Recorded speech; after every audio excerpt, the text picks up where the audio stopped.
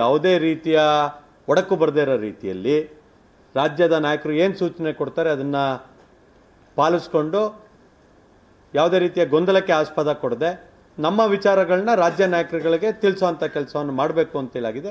ಆದರೆ ನಮ್ಮ ಕಾರ್ಯಕರ್ತರು ವೆರಿ ಕ್ಲಿಯರ್ ಇದೆ. ಹಾಸನ ಜಿಲ್ಲೆಯಲ್ಲಿ ಭಾರತೀಯ ಜನತಾ ಪಾರ್ಟಿ ತನ್ನ ಸ್ವಂತ ಶಕ್ತಿಯ ಮೇಲೆ ಚುನಾವಣೆಯನ್ನು ಮಾಡಬೇಕು, ಕಾರ್ಯಕರ್ತರಿಗೆ ಅವಕಾಶವನ್ನು ಕಲ್ಪಿಸ್ಕೊಡ್ಬೇಕು ಅಂತೇಳಿ ಕಾರ್ಯಕರ್ತರು ಮತ್ತು ಎಲ್ಲ ನಾಯಕರ ಸರ್ವಸಮ್ಮತವಾಗಿ ಅಭಿಪ್ರಾಯ ಇದೆ. ಆ ಅಭಿಪ್ರಾಯಗಳನ್ನ ರಾಜ್ಯ ಮಟ್ಟದ ನಾಯಕರುಗಳಿಗೆ ತಿಳಿಸುವಂಥ ಕೆಲಸವನ್ನು ಮಾಡ್ತೀವಿ. ಅದರಲ್ಲಿ ಯಾವುದೂ ಗೊಂದಲ ಇಲ್ಲ. ಯಾಕಂದರೆ ಹಾಸನದಲ್ಲಿ ಭಾರತೀಯ ಜನತಾ ಪಾರ್ಟಿ ಮತ್ತು ಜನತಾದಳದ ನಡುವೆ ನೇರ ಸ್ಪರ್ಧೆ ಇದೆ. ಜನತಾದಳದ ಕಾರ್ಯಕರ್ತರಿಗೆ ಅವಕಾಶ ತಲುಪಿದ್ರೆ ಅವನು ಇಂಡಿಪೆಂಡೆಂಟ್ ಕ್ಯಾಂಡಿಡೇಟ್ ಆಗ್ತಾನೆ ಅಥವಾ ಬೇರೆ ಪಕ್ಷದಿಂದ ಅಭ್ಯರ್ಥಿ ಆಗ್ತಾರೆ. ಭಾರತೀಯ ಜನತಾ ಪಾರ್ಟಿಯ ಕಾರ್ಯಕರ್ತಂಗೆ ಅವಕಾಶ ತಪ್ಪಿದ್ರೆ ಅವನು ಬೇರೆ ಪಾರ್ಟಿಯಿಂದ ಅಭ್ಯರ್ಥಿ ಆಗೋಂಥ ಪ್ರಯತ್ನ ಪಡ್ತಾರೆ. ಈ ರೀತಿ ಸ್ಥಳೀಯ ಮಟ್ಟದಲ್ಲಿ ಬೂತ್ ಮಟ್ಟದಲ್ಲಿ ಕಾರ್ಯಕರ್ತರನ್ನ ನಾವು ಉಳಿಸ್ಕೋಬೇಕು ಅಂತೇಳಿ ಹೇಳಿದರೆ, ಎಲ್ಲ ಕಾರ್ಯಕರ್ತರಿಗೆ ಅವಕಾಶ ಕೊಡಬೇಕು ಅಂತೇಳಿ ಹೇಳಿದರೆ ಸ್ವತಂತ್ರವಾಗಿ ನಮ್ಮ ಪಕ್ಷದ ಕಾರ್ಯಕರ್ತರಿಗೆ ಅವಕಾಶ ಕಲ್ಪಿಸ್ಕೊಡ್ಬೇಕು. ಯಾಕಂದರೆ ಅವ್ರು MLA MP ಚುನಾವಣೆಯಲ್ಲಿ ಪಕ್ಷದ ಪರವಾಗಿ ಕೆಲಸ ಮಾಡಿ ತಮ್ಮ ಶಕ್ತಿಯನ್ನು ವಿನಿಯೋಗಿಸಿರ್ತಾರೆ. ಅವ್ರ ಚುನಾವಣೆಯಲ್ಲಿ ಅವಕಾಶ ಕಲ್ಪಿಸ್ಕೊಡ್ದೋದ್ರೆ ಯಾವುದೇ ಪಕ್ಷಕ್ಕೂ ಅದು ಒಳ್ಳೆಯ ಬೆಳವಣಿಗೆ ಆಗೋದಿಲ್ಲ. ಇವತ್ತು ಹಾಸನ ವಿಧಾನಸಭಾ ಕ್ಷೇತ್ರದಲ್ಲಿ ಕಾಂಗ್ರೆಸ್ ಶಕ್ತಿ ಕಡಿಮೆ ಇದೆ, ಕಾಂಗ್ರೆಸ್ ಇಲ್ಲ ಅಂತ ಹೇಳಲ್ಲ. ಈಗ BJPಯಿಂದ ಟಿಕೆಟ್ ವಂಚಿತರಾದರೆ JDSಗೆ ನಾವು ಬಿಟ್ಕೊಟ್ರೆ ಆ ವಾರ್ಡಲ್ಲಿ BJPಲಿ ಸ್ಪರ್ಧೆ ಮಾಡಬೇಕು ಅಂತಿರೋನು ಬೇರೆ ಪಕ್ಷದ ಕಡೆ ಮುಖ ಮಾಡ್ತಾನೆ. ಅದರ ಲಾಭ ನಾವು ಯಾರಿಗೆ ಮಾಡಿಕೊಟ್ಟಂಗಾಗುತ್ತೆ? ಮೈತ್ರಿಗೆ ಏನಾದ್ರು ಅನುಕೂಲ ಆಗುತ್ತೆ? ಅದರಿಂದ ನಾವೇ ನಮ್ಮ ವಿರೋಧಿ ಪಕ್ಷಕ್ಕೆ ಅನುಕೂಲ ಮಾಡಿಕೊಟ್ಟಂಗಾಗುತ್ತೆ. In the interest of alliance and in the interest of both parties ಕಾರ್ಯಕರ್ತಾಸ್ ಏನು ಮಾಡಬೇಕು ಅನ್ನೋದ್ರ ಬಗ್ಗೆ ಆತ್ಮಾವಲೋಕನ ಮಾಡ್ಕೊಂಡಿದ್ದೀವಿ. ನಮ್ಮ ಪಾರ್ಟಿಯ ಕಾರ್ಯಕರ್ತರು ಭಾರತೀಯ ಜನತಾ ಪಾರ್ಟಿ ಬಲಿಷ್ಠವಾಗಿದೆ 3-4 ವಿಧಾನಸಭಾ ಕ್ಷೇತ್ರದಲ್ಲಿ, ಇನ್ನು ಉಳಿದ ಕಡೆ ಬೆಳೀತಾ ಇರೋಂಥ ಈ ಸಂದರ್ಭದಲ್ಲಿ ಸ್ಥಳೀಯವಾಗಿ ಪ್ರತಿಭೆಗಳು ಹೊರಗೆ ಬರಬೇಕು, ಅವರಿಗೆ ಅವಕಾಶ ಸಿಗಬೇಕು ಅಂತೇಳಿ ಹೇಳಿದರೆ ಸಹಜವಾಗಿ ಭಾರತೀಯ ಜನತಾ ಪಾರ್ಟಿ ಇಂಡಿಪೆಂಡೆಂಟ್ ಆಗಿ ಸ್ಪರ್ಧೆ ಮಾಡಿದ್ರೆ ಹೆಚ್ಚು ಪಾರ್ಟಿಗೆ ಅನುಕೂಲ ಅನ್ನೋಂಥದ್ದು ತೀರ್ಮಾನ ಬಂದಿದೆ. ಯಾರಿಗೂ ಅವಕಾಶ ವಂಚಿತರಾಗಬಾರ್ದು ಅನ್ನೋದು ಸದುದ್ದೇಶ ಅಷ್ಟೇ. ಮೈತ್ರಿಗೆ ಶಕ್ತಿ ತುಂಬುವ ನಿಟ್ಟಿನಲ್ಲಿ ಇದು ಅನುಕೂಲಕರ ಆಗುತ್ತೆ. ಇಲ್ಲಾಂದ್ರೆ ನಾವೇನೇ ಅದನ್ನು ಬೇರೆ ನಮ್ಮ ವಿರೋಧ ಪಕ್ಷಕ್ಕೆ ಒಂದು ಅವಕಾಶ ಮಾಡೋದ ರೀತಿ ಅದೇ ಗೊಂದಲ ತಾವು ಹೇಳಿದ ರೀತಿಯಲ್ಲಿ ಅವರಲ್ಲಿ ಇರ್ಬೋದು. ನಮ್ಮಲ್ಲಿ ಕ್ಲಾರಿಟಿ ಇದೆ. ನಾವು ಭಾರತೀಯ ಜನತಾ ಪಾರ್ಟಿಯ ಕಾರ್ಯಕರ್ತರ ಹಿತದೃಷ್ಟಿಯಿಂದ ಮತ್ತು ಮೈತ್ರಿ ಧರ್ಮದ ಹಿತದೃಷ್ಟಿಯಿಂದ ಪ್ರತ್ಯೇಕವಾಗಿ ಸ್ಪರ್ಧೆ ಮಾಡಿದ್ರೆ ನೆಲೆ ಉಳಿಸ್ಕೊಂಡು ಪಕ್ಷವನ್ನು ಗಟ್ಟಿ ಮಾಡ್ಕೊಳ್ಳೋದಕ್ಕೆ ಅನುಕೂಲ ಆಗುತ್ತೆ.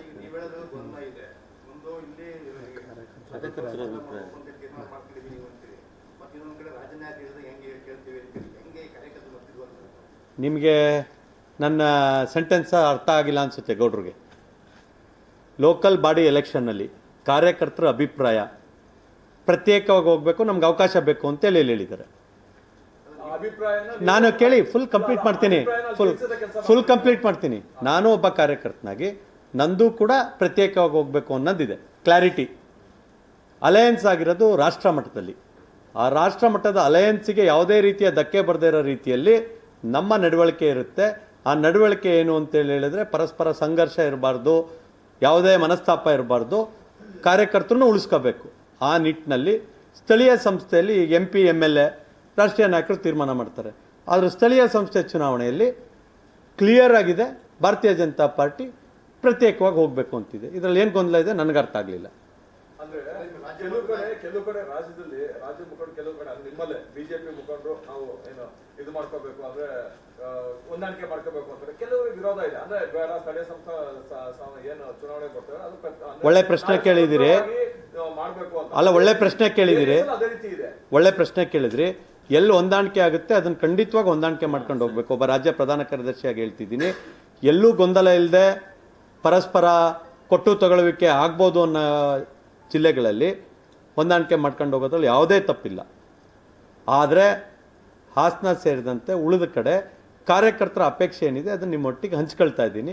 ಆ ಕಾರ್ಯಕರ್ತನಾಗ ನಂದು ಅದೇ ಇರೋಂಥದ್ದು. ಕಾರಣ ಇಷ್ಟೇನೆ, ನಾವು ಒಡಂಬಡಿಕೆ ಮಾಡ್ಕೊಳ್ಳೋದ್ರ ಮೂಲಕ ನಮ್ಮ ವಿರೋಧ ಇರೋವಂಥದ್ದು ಕಾಂಗ್ರೆಸ್ ವಿರುದ್ಧ. ಕಾಂಗ್ರೆಸ್ ಪಕ್ಷವನ್ನು ಬಲಿಷ್ಠ ಮಾಡಬಾರ್ದು. ಈಗ ಸಕಲೇಶ್ಪುರದಲ್ಲಿ ಭಾರತೀಯ ಜನತಾ ಪಾರ್ಟಿ JDS ಪರಸ್ಪರ ಎದುರಾಳಿ. ನಾವು ಟಿಕೆಟ್ ಒಡಂಬಡಿಕೆ ಮಾಡ್ಕೊಂಡ್ರೆ ಬಿ ಜೆ ಪಿಗೆ ಆಗದೆ ಇರೋಂಥ ಓಟ್ಗಳು ಕಾಂಗ್ರೆಸ್ಸಿಗೆ ಹೋಗೋವಂಥದ್ದು, ದಳಕ್ಕಾಗದೇ ಇರೋಂಥ ಓಟ್ ಕಾಂಗ್ರೆಸ್ಗೆ ಹೋಗೋದು, ಎರಡೂ ಕ್ರೋಢೀಕರ ಆದರೆ ಯಾವ ಪಾರ್ಟಿ ಗೆಲ್ಲುತ್ತೆ? ಬೇಲೂರಲ್ಲಿ ಶಾಸಕರಿದ್ದಾರೆ, ಮಾಜಿ ಶಾಸಕರು ದಳದಿಂದ ಇದ್ದಾರೆ. ಸ್ಥಳೀಯ ಕಾರ್ಯಕರ್ತರು ಕೇಳ್ತಾರೆ, ನಾವು ಈಗ ನೀವು MLA ಮಾಡಿದ್ದೀವಿ, ನಮಗೆ TP ಮೆಂಬರ್ ಮಾಡಿ, ZP ಮೆಂಬರ್ ಮಾಡಿ ಅಂತ. ಜನತಾದಳಕ್ಕೆ ಬಿಟ್ಕೊಡೋದಕ್ಕೆ ಕಾರ್ಯಕರ್ತರು ಒಪ್ತಾರಾ? ಇದು ಪ್ರಶ್ನೆ ಬಂದಿರೋವಂಥದ್ದು. ಇದನ್ನು ಅವ್ರಿಗೂ ಕೂಡ ಮನವರಿಕೆ ಮಾಡಿಕೊಡೋಂಥ ಕೆಲಸ ಮಾಡ್ತೀವಿ. ಇದೊಂದು ಫ್ರೆಂಡ್ಲಿ ಫೈಟ್ ಟೈಪು ಕಾರ್ಯಕರ್ತರನ್ನ ಅವಕಾಶ ಮಾಡಿಕೊಡೋದು. ಎಲ್ಲಿ ಕಾಂಗ್ರೆಸ್ಗೆ ಅಧಿಕಾರ ಬರುತ್ತೆ, ಜನತಾದಳ ಮತ್ತು BJP ಒಟ್ಟಾದರೆ ಅಂತೇಳಿ ಹೇಳಿರುತ್ತೆ, ಅದನ್ನು ನಾವು ಒಡಂಬಡಿಕೆ ಚುನಾವಣೆ ನಂತರ ಕಾಂಗ್ರೆಸ್ಗೆ ಅಧಿಕಾರ ಹೋಗ್ದಿರೋ ರೀತಿಯಲ್ಲಿ ಹಾಸನದಲ್ಲಾರು ಆಗ್ಬೋದು, ಮಂಡ್ಯದಲ್ಲಾರು ಆಗ್ಬೋದು, ಯಾವುದೇ ಜಿಲ್ಲೆಯಲ್ಲಾದರೂ ಕೂಡ ಆ ಕಾರ್ಯತಂತ್ರವನ್ನು ಮಾಡಬೇಕಾಗುತ್ತೆ. ನಮ್ಮ ಅಜೆಂಡಾ ಇರೋದು ಅಲಯನ್ಸ್ ಅಂದ ತಕ್ಷಣ ಒಂದು ಪಕ್ಷವನ್ನು ಬಲಿ ಕೊಡಬಾರ್ದು, ಕಾರ್ಯಕರ್ತರನ್ನು ಬಲಿ ಕೊಡಬಾರ್ದು ಅಂತ ಕಾರ್ಯಕರ್ತರ ಅಪೇಕ್ಷೆ ಇರೋದು ಹೊರತು ಅಲಯನ್ಸ್ ವಿರುದ್ಧ ಯಾರೂ ಇಲ್ಲ. ನಾವ್ಯಾರು ಅಲಯನ್ಸ್ ಬಗ್ಗೆ ಮಾತಾಡೋದಕ್ಕೆ? ರಾಷ್ಟ್ರೀಯ ಅಧ್ಯಕ್ಷರು ತೀರ್ಮಾನ ಮಾಡಿರೋಂಥದ್ದು, ರಾಷ್ಟ್ರೀಯ ನಾಯಕರು ತೀರ್ಮಾನ ಮಾಡಿರೋಂಥದ್ದು. ಅಲ್ಲ, ಪಕ್ಷದವರು ಅವ್ರ ಪಕ್ಷದ ಸಂಘಟನೆ ಮಾಡೋಂಥ ಸಂದರ್ಭದಲ್ಲಿ ಅವರು ಸಾಮಾನ್ಯವಾಗಿ ಹೇಳಿರ್ತಾರೆ, ತಪ್ಪು ಅಂತ ಹೇಳೋಕ್ಕಲ್ಲ, ಅವ್ರ ಕಾರ್ಯಕರ್ತರನ್ನು ಉತ್ತೇಜಪಡಿಸೋದಕ್ಕೆ ಹೇಳ್ತಾರೆ. 17 ಸೀಟ್ ತಗೊಂಡು ಒಂದು 30-40 ಸೀಟು 50 ಸೀಟ್ ಬರಬೇಕು ಅಂದಾಗ ಕಾರ್ಯಕರ್ತರಲ್ಲಿ ಒಂದು ಜೋಶ್ ಮೂಡಿಸೋದಕ್ಕೆ ಅವ್ರು ಹೇಳೋಂಥದ್ದು ಸಹಜ. ಆದರೆ ನಾವು 100 ಸೀಟ್ ತಗೊಂಡು 104 ಸೀಟ್ ತಗೊಂಡು ಸ್ವತಂತ್ರವಾಗಿ 2 ಬಾರಿ ಸರ್ಕಾರ ಮಾಡಿರೋಂಥ ಭಾರತೀಯ ಜನತಾ ಪಾರ್ಟಿ ಅಲ್ಲಿಯ ಕಾರ್ಯಕರ್ತರು ಸಹಜವಾಗಿ ಮುಖ್ಯಮಂತ್ರಿ ಭಾರತೀಯ ಜನತಾ ಪಾರ್ಟಿಯವರು ಆಗ್ತಾರೆ ಅನ್ನೋಂಥದ್ದು ಜನರಲ್ಲಾಗಿ ತಿಳಿದಿರೋಂಥ ವಿಚಾರ. ಹಾಗಾಗಿ ಯಾವುದೇ ಗೊಂದಲ ಇಲ್ಲ. ಭಾರತೀಯ ಜನತಾ ಪಾರ್ಟಿಯ ನೇತೃತ್ವದ NDA ಸರ್ಕಾರ ಬರುತ್ತೆ. ಭಾರತೀಯ ಜನತಾ ಪಾರ್ಟಿಯ ಮುಖ್ಯಮಂತ್ರಿಗಳು ಇವು 2028ಕ್ಕೆ ರಾಜ್ಯದಲ್ಲಿ ಇರ್ತಾರೆ. ಅಂದ್ರೆ ಯಾವಾಗಲೂ ಬಿಜೆಪಿ ಹಿಂಭಾಗದಿಂದ ಬಂದಿದೆ, ಅಂದ್ರೆ ಜನಗಳ ಬಹುಮತದಿಂದ ಯಾವತ್ತೂ ಅಧಿಕಾರ ಸ್ವೀಕಾರ ಮಾಡಿಲ್ಲ. ಒಂದ್ಸರಿ ಇನ್ನೊಂದ್ಸರಿ ಯಾವತ್ತೂ ಕುದುರಾಪಾರ ಅವರು, ಇನ್ನೊಂದ್ಸರಿ ಹೆಂಗೋ ಅಂದ್ರೆ ಹಿಂದ್ಗಡೆಯಿಂದ ಬಾಕಿಂದ ಬಂದಿದೆ, ಮುಂದ್ಗಡೆಯಿಂದ ಬಂದಿಲ್ಲ ಅಂತ. ಅದು ಈ ಸರಿ ಸಾಧ್ಯ ಆಗತ್ತಾ ಅಂತ 2028? 2 ಬಾರಿ ಸರ್ಕಾರ ಮಾಡಿದ್ದೀವಿ. ಈ ಸರಿ ನಿಶ್ಚಳ ಬಹುಮತದಿಂದ 28ಕ್ಕೆ ರಾಜ್ಯಾಧ್ಯಕ್ಷರ ವಿಜೇಂದ್ರ ಅವರ ನೇತೃತ್ವದಲ್ಲಿ ಬರುತ್ತೆ.